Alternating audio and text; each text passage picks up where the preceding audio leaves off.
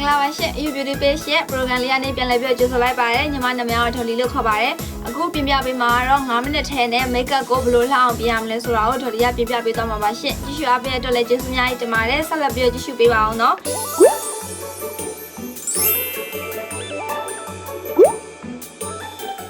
အခုဒါဆိုလို့ရှိရင်စပြီးတော့ဒီမှာတိုင်မာကို9မိနစ်စပြီးတော့မှတ်လိုက်မယ်နော်။